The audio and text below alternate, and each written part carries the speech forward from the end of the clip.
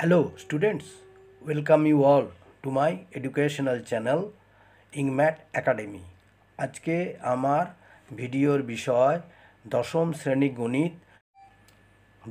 শ্রেণী গণিতের চ্যাপ্টার 1 কোষে দেখি 1.4 থেকে নেওয়া একটি অঙ্ক, অত্যন্ত গুরুত্বপূর্ণ অঙ্ক। সেটি আমি তোমাদের এখানে সমাধান করে দেখিয়ে দিয়েছি। তাহলে চলো বেশি দেরি না করে ভিডিওটি শুরু করা যাক। তাহলে বলা হয়েছে স্থির জলে নৌকার গতিবেগ 8 কিমি/ঘন্টা। নৌকাটি 5 ঘন্টায় স্রোতের অনুকূলে 15 কিমি এবং স্রোতের প্রতিকূলে 22 কিমি গেলে স্রোতের বেগ কত ছিল? সমাধানটা করেছি। দেখো এখানে স্রোতের বেগ দেওয়া নেই, তাহলে মনে করি স্রোতের বেগ x কিমি/ঘন্টা।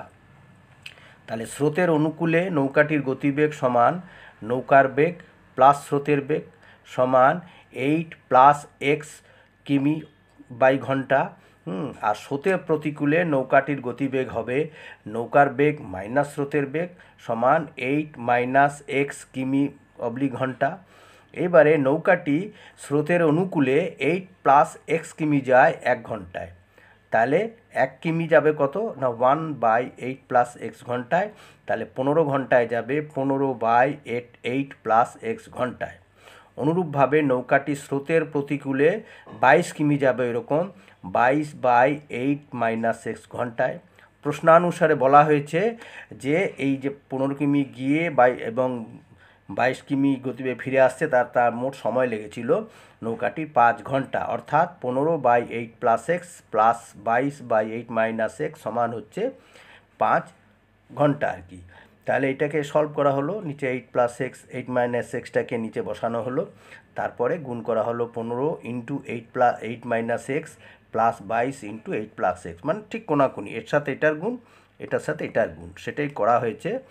তারপরে কি করা হয়েছে দেখো পরের লাইনে, এটাকে 8 প্লাস এক্স 8 মাইনাস এক্সের ফর্মুলা স্কোয়ার মাইনাস বি স্কোয়ারের ফর্মুলা, মানে 8 হোল স্কোয়ার মাইনাস এক্সের হোল স্কোয়ার, আর উপরে গুণ করলে দেখবে হবে 120 minus 15x plus 176 plus 22x সমান 5।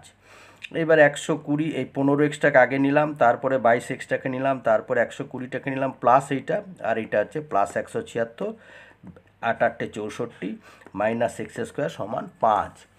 এভাবে দেখো এইখানে 22x প্লাসটা বড় আছে, সেই জন্য প্লাস 22x থেকে 15x বিয়োগ দিলে হলো 7x প্লাস দুটো ধনাত্মক, সেই জন্য দুটোকে যোগ করা হলো 296/64 মাইনাস এক্স স্কোয়ার সমান 5।